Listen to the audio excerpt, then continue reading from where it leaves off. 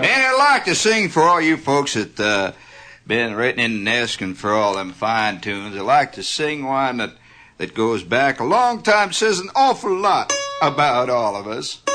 And it's one that I know you'll enjoy. Oh, I've been sitting here quietly molding away. Gonna sleep in the kitchen with my feet in the hall. Gonna drink muddy water. And now, folks, I'd like to...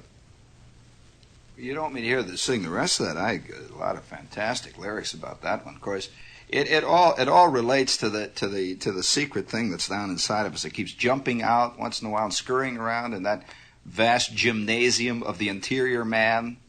The one where the tennis game alternates with a very bad basketball game that is being played in half light.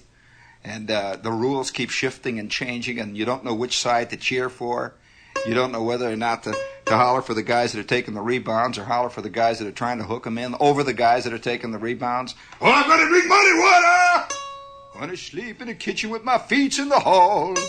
I'm going down to that old river, that old rotten river.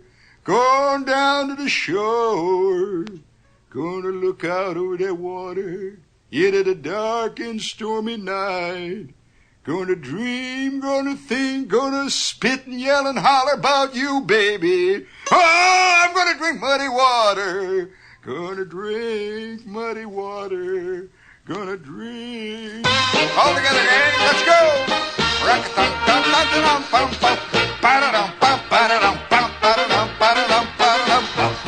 She's got eyes of blue. I never cared for eyes of blue, but she's got eyes of blue. And that's my weakness now. She's got dimpled cheeks. I never cared for dimpled cheeks, but she's got dimpled cheeks. And that's my weakness now. Wah, wah, wah, wah, wah, wah. Oh my, oh me, oh my. Oh, I should be good. I would be good, but she likes to bill and coo. Oh, I never like to bill and coo, but she likes to bill and coo. So that's my weakness now. Oh, she's got bumpy knees. I never cared for bumpy knees, but she's got knobby knees. And that's my weakness now. She's got yeller teeth. I never cared for yellow teeth, but oh boy, she's got yellow teeth. And that's my weakness now. Oh me, oh my. I'm sorry, there's a lot of lyrics to this song I have not sung to you yet, fellows. And for those of you who are over 21 and who would really like to know how to sing this song in your spare time next to the TV set with your banjo, send your name and address to Whoopee Lyric, WOR, AM and FM, New York. Available only to art students.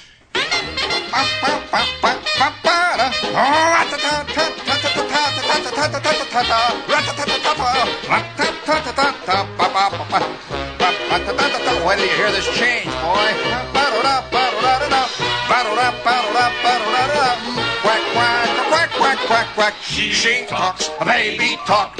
I never cared for baby talk, but she talks, a baby talk. And that's my weakness now. She likes engagement rings. I never liked engagement rings, but she likes engagement rings. And that's my weakness now. Oh yes, oh yes, oh yes, oh yes, oh yes. And we're heading for the Parsons store, I guess. She likes a family. I never cared for families, but she likes a family. All together now. That's all my weakness. Now. Quack, quack. Fantastic. Absolutely fantastic. I'm telling you, yell along with Shepard. Since it is Friday. Of course, for those of you who are nervous, and this is pretty much the nervous age, for those of you that are nervous, we would like to tell you that this is probably the last program you should be listening to on a Friday night. It's a very bad time. And in fact, it is really a very good time to be nervous Friday night. Because let me tell you, there's a lot of skullduggery that will happen tonight. And, of course, the word skullduggery covers a vast multitude of activities. Have you done any skullduggering lately? Isn't that a great word? That's a wonderful word.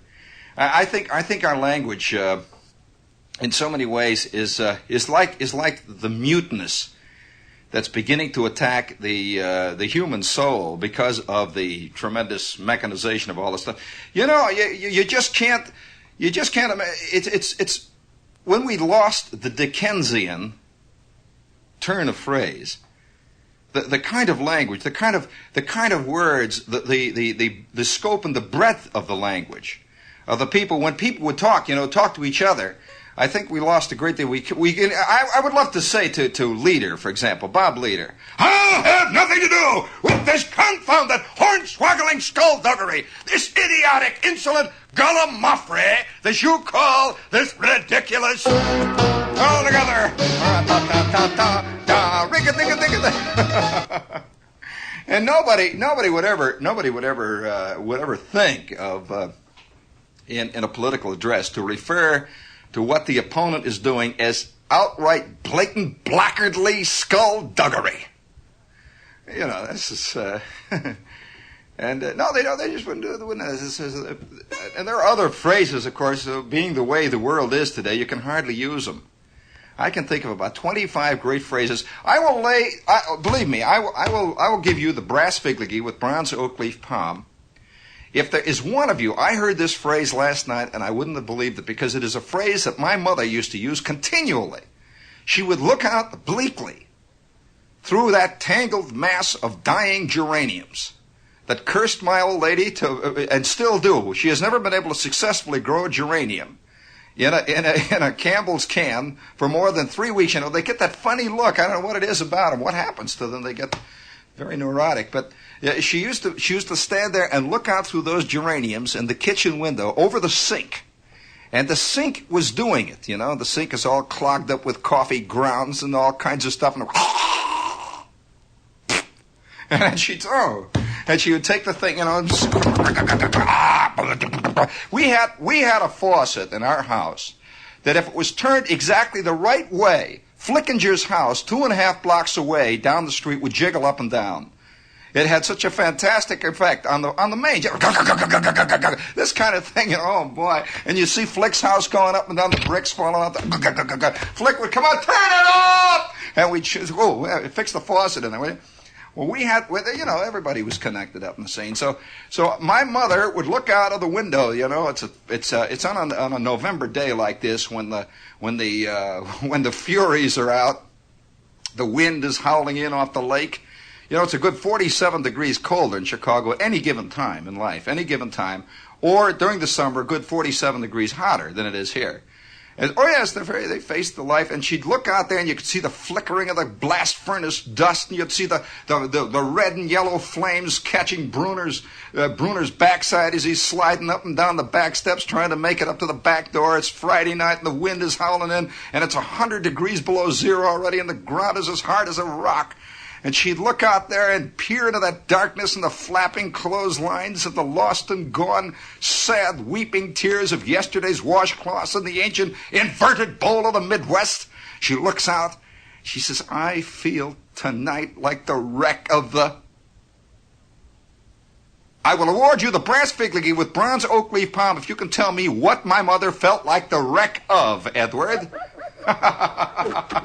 Well, I heard a lady say that last night in the subway.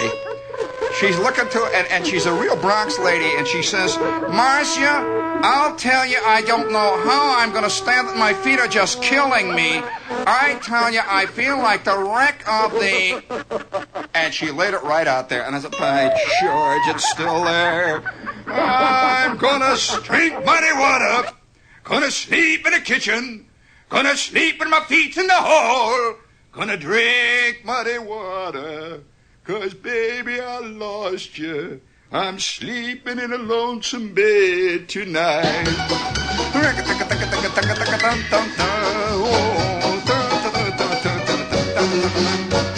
Do you know that last week Governor Rockefeller proclaimed last Monday as Poetry Day, Ed?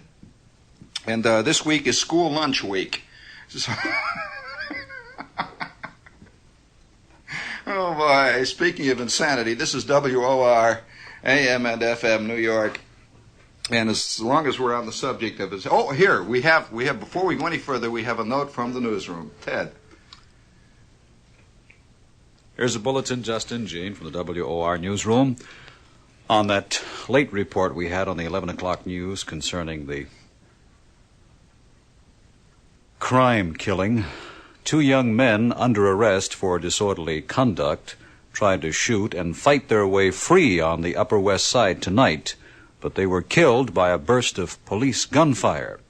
The dead men were tentatively identified as Victor Rodriguez and Thomas Salerno.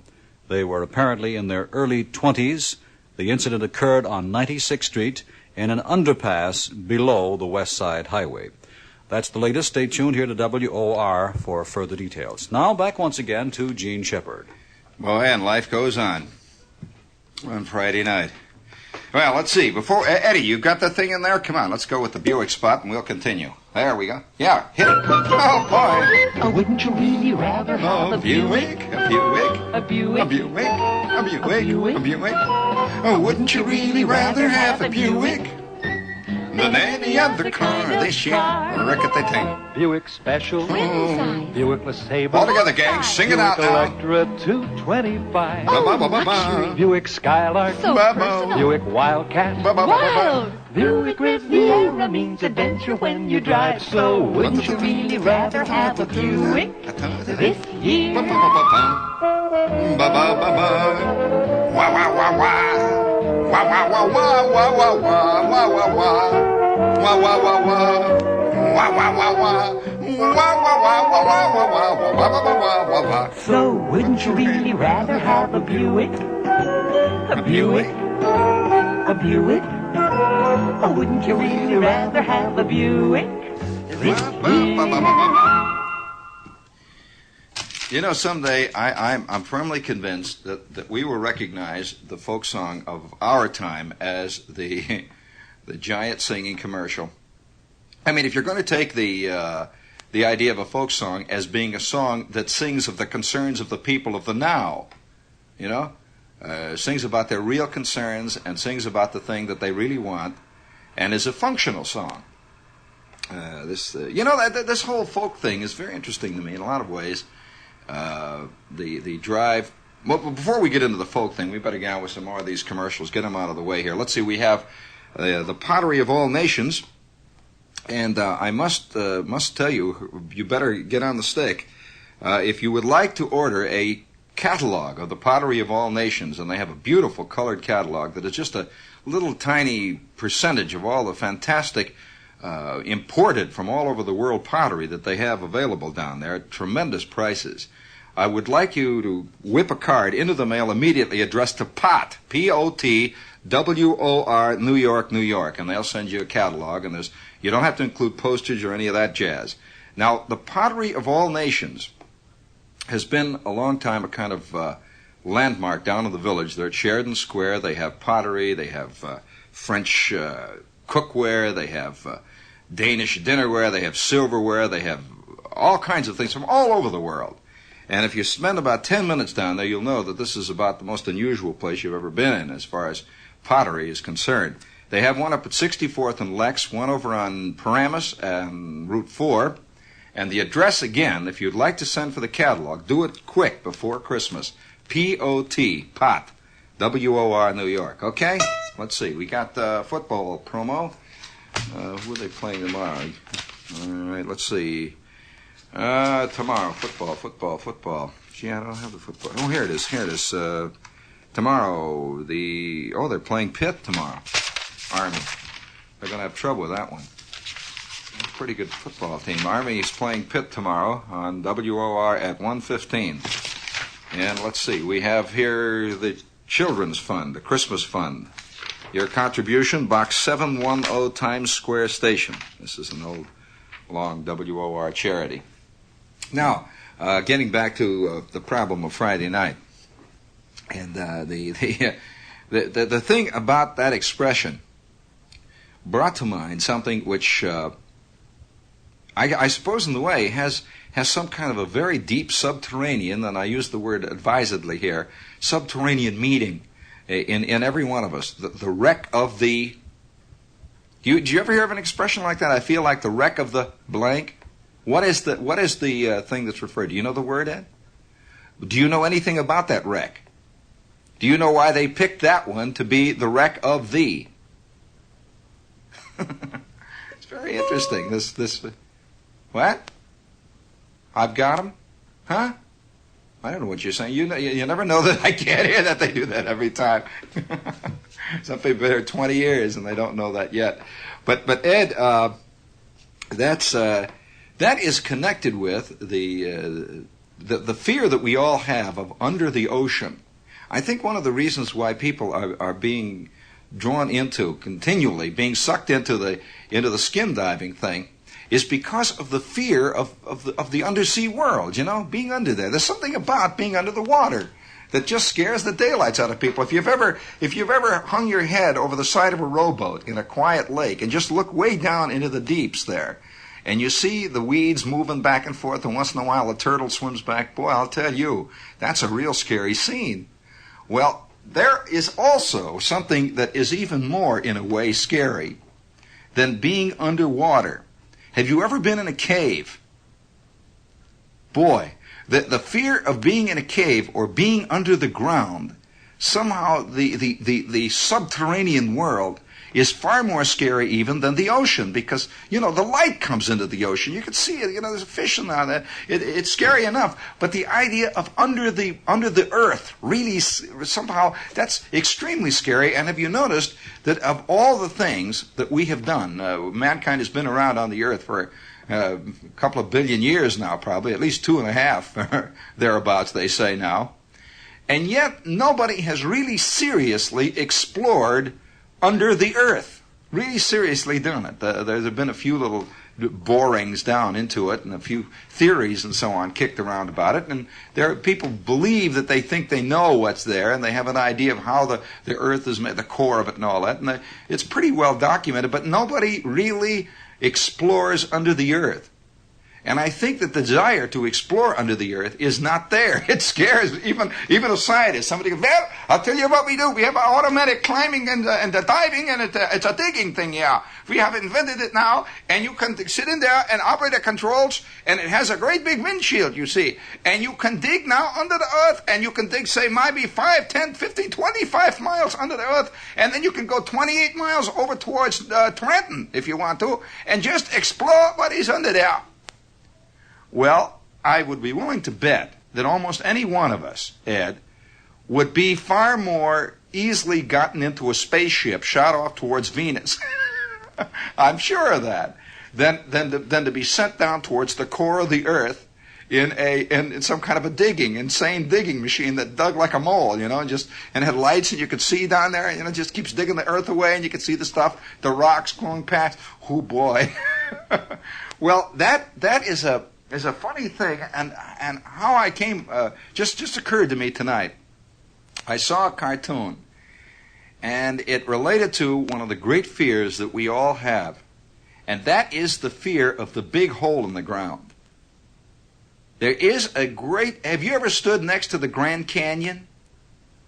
Just the hole in the ground scares you. You look down there, and there's a hole there. Somehow, a hole in the ground frightens you more than a mountain, which is up in the air. You see, the mountain goes way up. You can look at Mount Everest, and it's 27,000 feet high.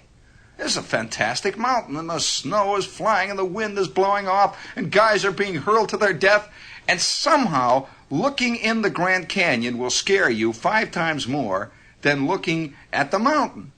And the mountain can be even more deadly for any number of reasons.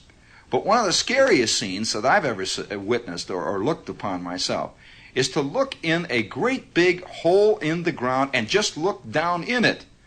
Well, I saw a tremendous excavation one time that was being done for a dam in some place in Tennessee. They had dug out half of the county, and it must have been a mile deep. And people would come and stand and look down in there, and they would stand from about 50 feet away. And they would just look at it as if it was some enormous engulfing, fantastic, devilish monster laying. It's just a hole in the ground. You know, they stand there. Ooh, boy. Wow. And the guys that hold out of the kids, you know, everybody's holding, they're standing back there as if the hole is going to jump out and grab them. You know, the hole is alive. Well, one time, for some insane reason, people have a secret knowledge of these things, you know, even when they're kids, and maybe even more so when they're kids, because kids will automatically shy away from things. They'll see a hole in the ground, or they'll go down into the cave, and it'll scare them right out of their socks, and they'll let everyone know, you know, they'll start yelling about the hole. They're scared of it. Whereas the man says, oh, that's silly. That's silly. Now, come on, it's just a big hole. And he's walking along, and there's the fear of water underground. The underground river is definitely there. You know, the idea of the underground river and the idea of tunnels under there and things, this great flowing rivers of dark water and heavy unseen rocks and strange creatures that are eyeless swimming down there. Whoo, boy! I mean, of course, for a long time there has been a kind of superstition, and even some religions have grown up about this, that there are beings under the earth. The whole civilization lives under there, you see, and these civilizations have it's like the reverse of man. That man on the top of the earth is this good, beautiful creature. The sun shines on him. And if you can imagine the other side of man, the dark, skulking, rotten, clawed side, you know, the evil side, well, that side lives under the earth, you see. And once in a while, one of those under the earth reaches up and grabs one of the good guys and pulls him down. Oh, yeah, you know. They claim that there are even elevators here in New York City. If you go to the right elevator, it takes you right down there. Just buzz the down button 3 times, and you're one of the Hamadryads or whatever it is, and down you go, you know. It's right there back at the chock full of nuts. But this fear is a very evident fear. And one time, there were about 9 kids among my, you know, me, Flick, and Schwartz, and a whole bunch of kids. Were out in the backyard. We were way out in the vacant lot, which is about 7,500 yards from anybody's house. Just a little clump of trees out there. It's a vacant lot, you know, a real vacant lot. It's got old footballs and tires and stuff out there. And we're out in the vacant lot, and we are making a cave.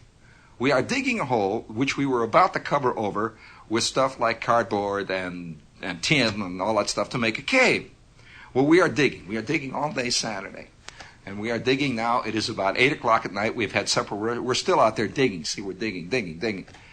Well, one of the nuts got an idea that what we ought to do is just keep digging a big hole. And just dig. Well, we dug all night. There were about 9 kids, and let me tell you, 9 kids, when the frenzy is on them, 9 kids with the frenzy on them can dig an awful lot of dirt, I can tell you this.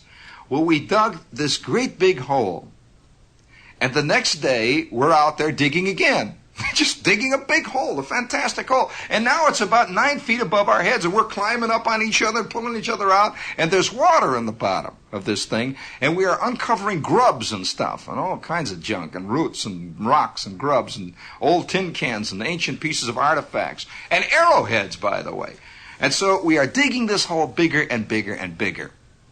Well, by the middle of the week, the idea had gotten out, and kids just leave it go. You know, we walked away. The rumors got out about that hole, and they began to drift back to us. People began to think that something had been out there. There's always a rumor about a big hole. A meteorite hit it. That was one of the first things. Or the ground caved in. There was an underground river, and it caved in. Don't go near it because it's got quicksand on the bottom. There's water in the bottom. See, don't go near it. It's got quicksand on the bottom. And we began, of course, the kids, what was so funny was that we began to believe it. And, of course, the kids immediately began to pass the word around. To look out, there's quicksand there, and there's things under there, and there's the river goes past under there. And for about, I'd say 3 months, everybody, all the kids in the neighborhood were afraid to go near this hole. And it was a hole which we had created. But nevertheless, it remained a hole.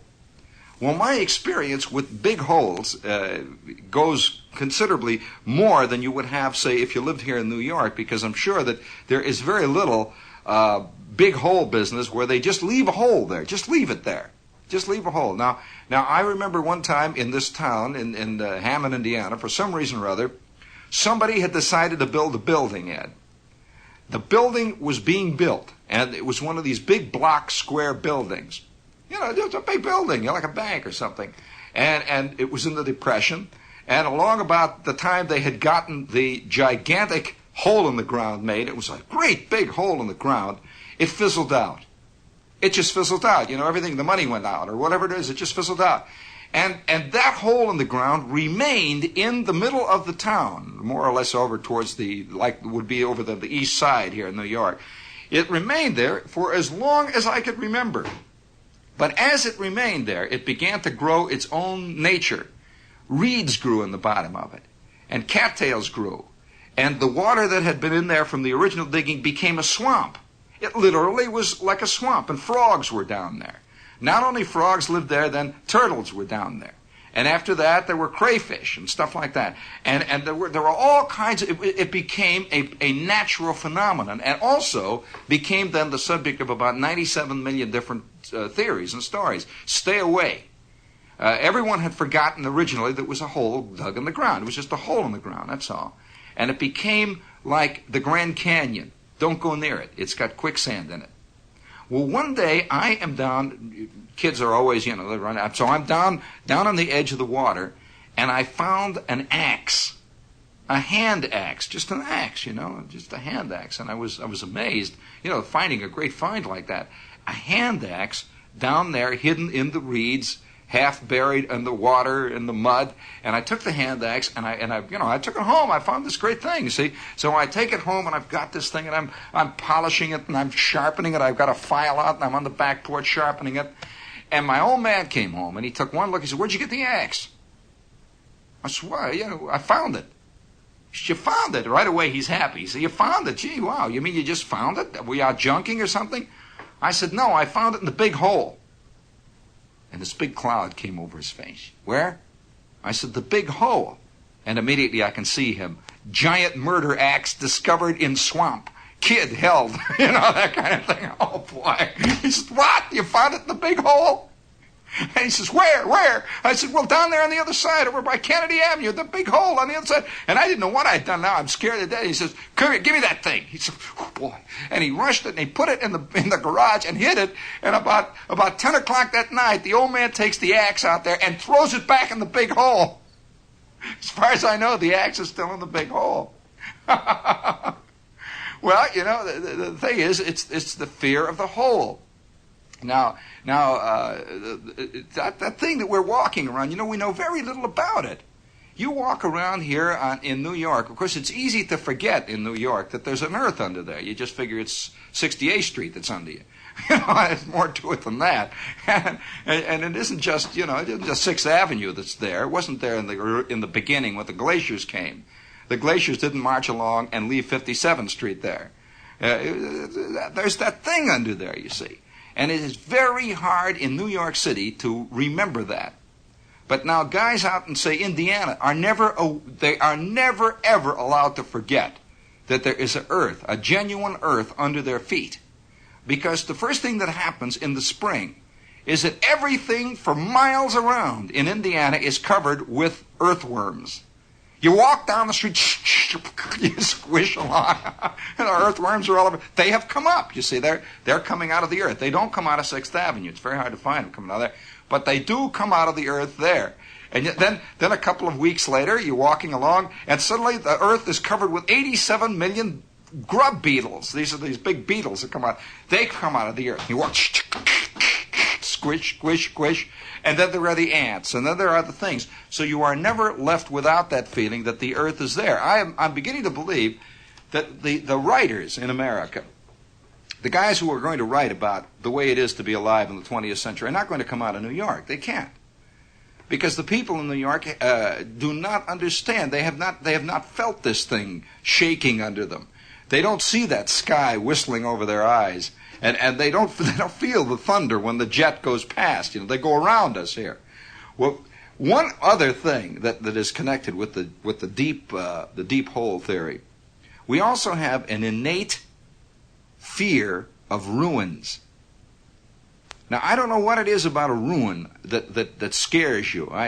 There is a funny thing inside of you that makes you worry when you see things that are left over from other people.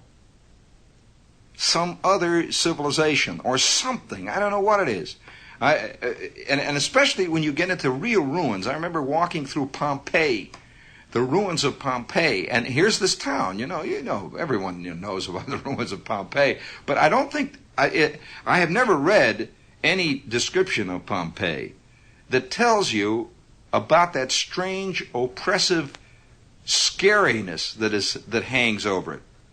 The sun is shining down, and all over there are guys saying, You buy a filthy postcard. You want the postcard? You want the sunglasses? Huh? And they're running around, and they're grabbing you, and they're trying to sell you souvenir cameos of obscene objects carved out of cameo by my elderly grandmother. And one thing, you can buy some great stuff in the shadow of Pompeii. And yet, the instant you get down into the streets and you're walking around in Pompeii, or you stand and you look over in Rome, which is not far away, and you look down at that great hole, that fantastic hole where it's all laying out there, the temples and all of it is there, and you can see standing off over to your right, just outlined against the sky, what's left of the Colosseum. At first, it's fantastic. You're really impressed. I mean, it just there's nothing like it. It just completely throws you, completely, especially at certain times of the day. But then, as you look more and you walk around, there is a kind of oppressive, strange, indefinable fear that sneaks in. I cannot describe it any other way than that. It's a strange thing. Well, in our town, there was a brand new theater put up. It's one of the great events of my humble youth, when kids begin to learn about the reality of things, and I don't know what it is. I guess it's real education as opposed to the stuff you read in books. I will describe to you an example of that kind of fear and how kids cannot quite understand it, and yet they feel it more than the adults.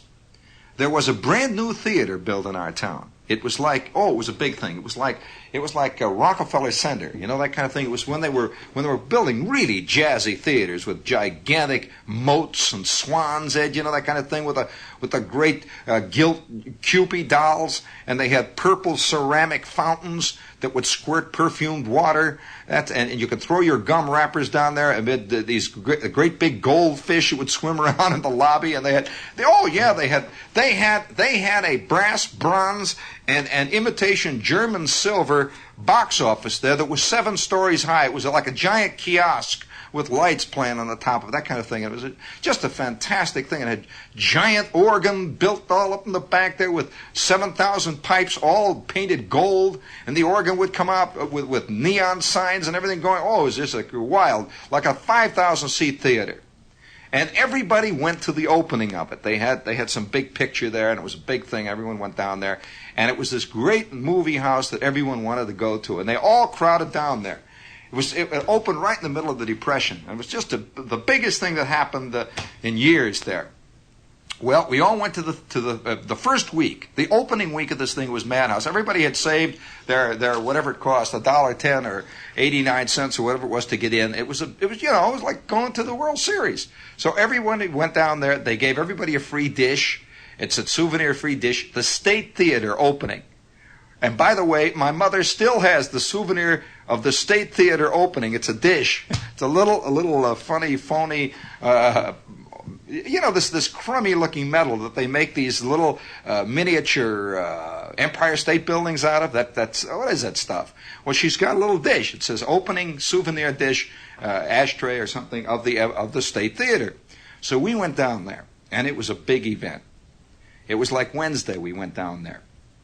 Well, everybody was talking about it. It was pictures in the paper. They had lights playing up in the sky, purple and green and blue lights. Some big movie star came. I do not recall the movie star, except I do know this about the movie star. This movie star was a famous lady movie star. And the only thing I remember about this movie star, she was famous for having a famous dollhouse. Don't ask me why this was, because her dollhouse was on display in the lobby of this theater. She was famous, and so she came there, dedicated the thing, and boy, it was wild. It was like Marilyn Monroe was there. So everyone is cheering and yelling, and pictures in the paper and reading about it. Well, the week goes by in delirium. My mother would sing over her sink. She'd sing because they were going to change the feature on Friday, and everyone was going to go there Saturday again. And we're all going to go back, you see, to Wonderland again. Back to Oz. Away from Cleveland Street, back to Oz. Back to the swans and the moats and all that jazz. Well, she's working her way over the sink, and she's got the Brillo pad going, and Bing Crosby is singing on the radio, and everybody's cheering. We're going to go to the theater on Saturday night. We were going at night, and it was going to be a big thing. There was going to be Tarzan there. It was going to be a Tarzan movie or something. It was going to be a big thing.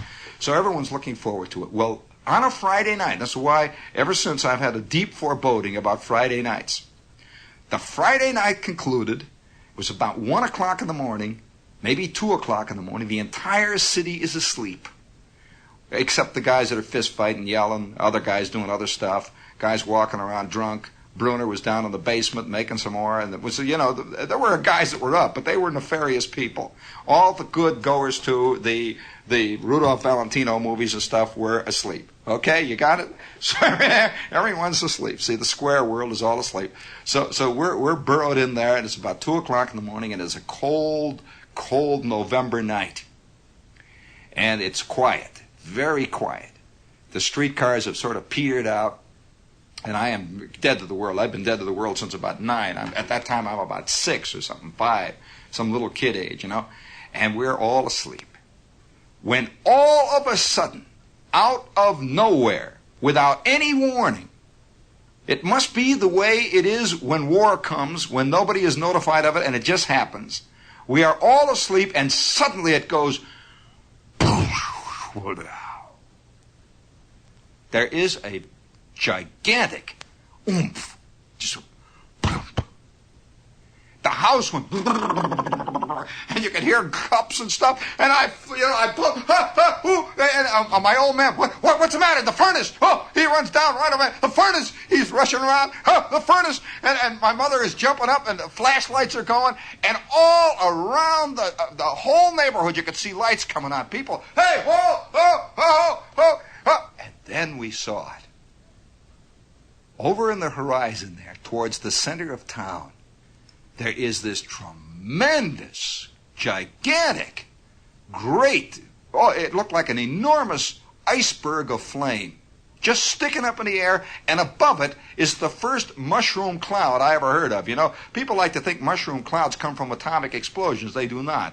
They are roughly the same as when you blow smoke rings with your cigarette. That's a mushroom cloud, really. It's the same thing that causes it. Just a big, heavy explosion directly upward at a certain pressure will produce a mushroom cloud. Boop. And there it is. It's hanging there in the smoke.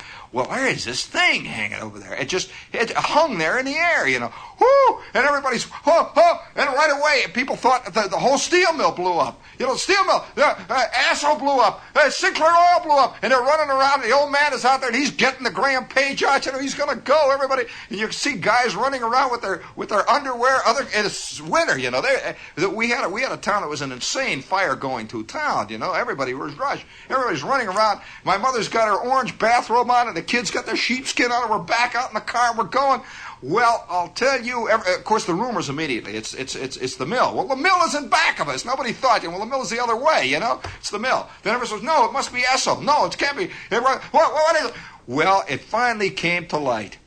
The cars began to move towards this thing as like a gigantic ant colony going. And right in the middle of town, the State Theater had blown sky high. It had blown up from hell to kingdom come. And it was really gone. Just boom! That kind of explosion, There just ain't no little things. it's not one of those little gas explosions. It really went boom! That kind, and for hours, little pieces of Cupid doll was floating down, Once in a while, there'd be a swan feather would come floating down, and a goldfish would land over in Cook County, 45 miles away. It was that kind of thing. You see, pieces of film, starring Maureen O'Hara were coming, Johnny Weissmuller films were all over it, for Ted Steele, all of it, Buck Buck Jones film was all over Lake County for miles. Well, it was a fantastic explosion. And the people are standing there, they're stunned, you know. It's like Oz has blown up. I mean, Oz, this is the thing that people, it's gone, look at it. And guys are running around, you know, some guys are spitting in the fire trying to put it out, other guys are throwing little cups of water. Look at it. And the firemen are just completely gassed. There's nothing. There's a big hole in the ground. And nobody could figure out why it happened. Well, that thing burnt all night, and then finally the next day, there it was, right in the middle of town. It was like I'll tell you, it was like an enormous decayed tooth. It was like a tooth that had a decay in it that you couldn't believe, and all the other teeth were great. It was just an incredible thing. And people stood around and looked. For miles they came to look at what was left. And you could see that great big twisted box office and all those purple and yellow tiles all over the place. The Gothic furniture was all busted up, you know, the whole thing. And there was a great big, tremendous, I'll never forget, a great big tear just hanging down from a beam of red velvet curtain just hanging down with big golden fringe on the bottom of it. Just a big hole in the ground. The whole dream world, Hollywood, everything, blew right up. Boom! Gone. And nobody knew. And you know, there was a very interesting reaction to that. About 3 days after that, everybody completely ignored it. They never cleaned up the mess. There was a ruined theater in the middle of town for as long as I could remember after that. And once in a while, and nobody went near it. No vandals even went into it. And you could see those great big twisted organ pipes laying over sideways. And that enormous tattered rag of red velvet slowly began to dissolve in the wind. And over here to the left, you could see gigantic gilt Cupid dolls hanging from old beams. It was all twisted and torn. And nobody even went near it. And gradually a fence grew up around that. It just was raised around it, you know. But you could see still sticking up the mosques and the minarets and the spires of Hollywood land just laying over sideways. And it's still there. Tomorrow afternoon, direct from Pittsburgh, Stan Lomax and Les Smith bring you all of the exciting play-by-play of Army football. Now, be on the scene for every play as the cadets continue their fight for national honors against Pittsburgh. That's tomorrow afternoon at Pittsburgh. It's Army versus Pittsburgh. The game time is 1:15 right here on WOR Radio. And that is WOR AM and WOR FM in New York. And right now on WOR Radio, stand by for a delightful morning of interesting activity and fascinating guests. You'll be hearing them with Long John Nebel. It begins now at precisely midnight.